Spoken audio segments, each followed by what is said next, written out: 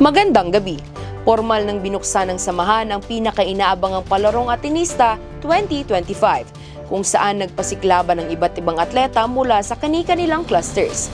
Mga atleta mula sa Humanities and Letters Cluster nagdiwang matapos makamit ang panalo sa iba't ibang advanced games. Para sa buong detalye, may balitang hatid si Pam Inocencion.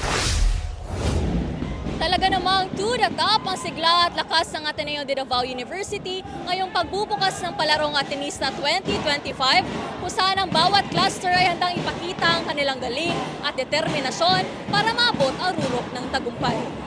Punuan ang kahabaan ng Martin Hall kung saan nagtipon-tipon ang mga estudyante at guro upang saksihan ang pinakainabangang sports event ng universidad.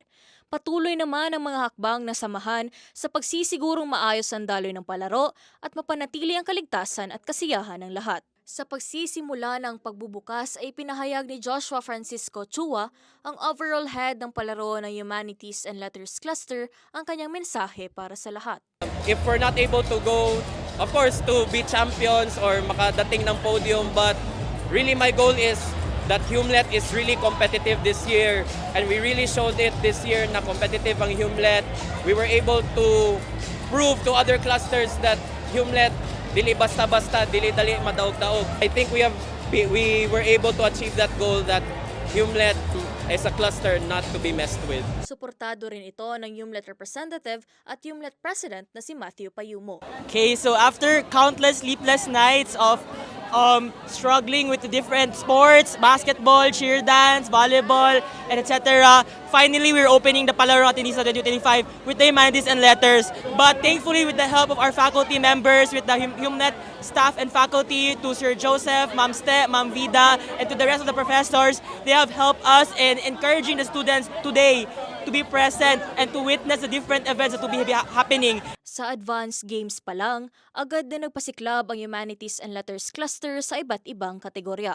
Sa basketball women's, ipinamalas ng kanilang koponan ang bilis at diskarte na nagbunga ng panalo laban sa Computer Science Cluster. Sa basketball men's, ipinakita naman nila ang tibay ng depensa at matinding teamwork na nagdala ng puntos hanggang sa huling set kontra sa SOE at NSM. Hindi rin napahuli ang volleyball women's sa kanilang tagumpay laban sa SOE cluster. Actually, we had 4 wins already.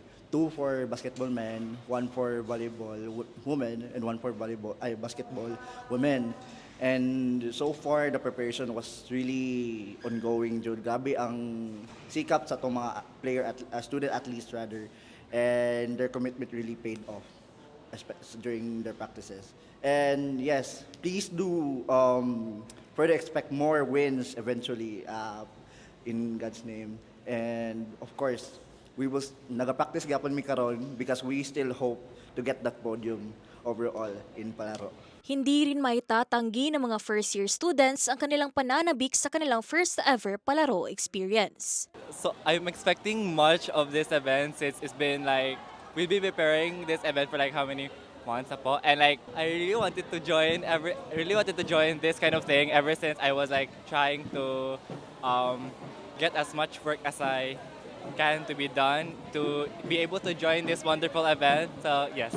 Sa kasalukuyan ay abala pa rin ang mga kalahok ng cheer dance competition na gaganapin din sa mismong araw ng pagbubukas. Well, since merge cluster kami, Humlet, NSM, and SOE, so hard jud siya at the beginning since, different cluster, wala pa ang band and all. But along the way, I found the family a home. We are encouraging people to watch our performance later at Martin Hall. Pegasus, to the top! Of our cheerleaders competition, the Natural Sciences and Mathematics.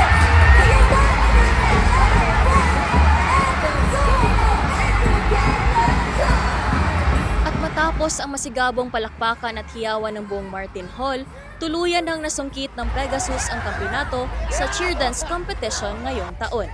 Matapos ang isang taong pagkawala ng pinagsanib na lakas ng Humanities and Letters Cluster, Natural Sciences and Mathematics Cluster at School of Education, agad nilang inangkin ang rurok ng tagumpay bilang mga kampyon sa kanilang pagbabalik. Pagkatapos ng kanilang makasaysayang performance, nakausap natin si Vince Candelosas, isa sa mga miyembro ng Pegasus Cheer Dance Team, upang ibahagi ang kanilang saya. I wasn't expecting, but I was hoping because we really put our passion and determination into this competition. Every cluster has different strengths, and we really showed our strength, which is our love for our craft, our love for the things that we do.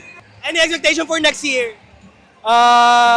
We'll see. Abangan ninyo. Hindi rin nagpahuli ang kanilang mga coach sa pagbibigay ng mensahe matapos ang kanilang pagkapanalo. Actually, at first, like, it's more on mixed emotion. Wala ako kabalo how to respond sa ingon ato nga pagkadaog namo. And last year, I know na second to the last and last rank sila, but I make sure kasi this year na mapapasok talaga sila sa top 3 lang muna. But ang Ginoo grabe ka power, yung gihatag kay dili lang top 3 but champion. I must say that it was indeed a tough fight. The discipline itself, ang grabe ang pag-build na mo sa ilaha, which is one of the reason why naami karon sa top. Grabe, this season, ang kanang guot kaayo ang labanan. It's all about discipline, Jod. So, mauna among gi-build sa ila from zero, dili man na sila hawd manayaw, pero discipline is the key. Ang pagkapanalo ng Pegasus ay hindi lamang tagumpay sa entablado, kung hindi patunay na sa pagkakaisa ng iba't ibang cluster, kayang-kayang abutin ang kung anuman. Sa pagtatapos ng opisyal na pagbubukas ng Palarong Atenista 2025, hindi maikakailang mataas ang enerhiya ng bawat Atenista. Simula pa lamang ito ng isang buwan ng tagisan ng galing, tapang at pagkakaisa. Sa mga susunod pang araw ng paligsahan, inaasahan ang mas matitinding sagupaan sa iba pang larangan ng sports at tiyak na patuloy ding susubaybayan ng lahat ang magiging laban ng Humanities and Letters Cluster kontra sa iba pang malalakas na koponan. Mula rito sa Martin Hall, ako si Pam Inocencion para sa Sinicom Balita. Maraming salamat, Pam. At yan ang mga balitang dapat ninyong malaman ngayong gabi. Para sa karagdagang impormasyon, maaari nyo kaming i-follow sa aming social media sites sa Facebook, Instagram at YouTube. Ako si Sugar Marquez. Magandang gabi.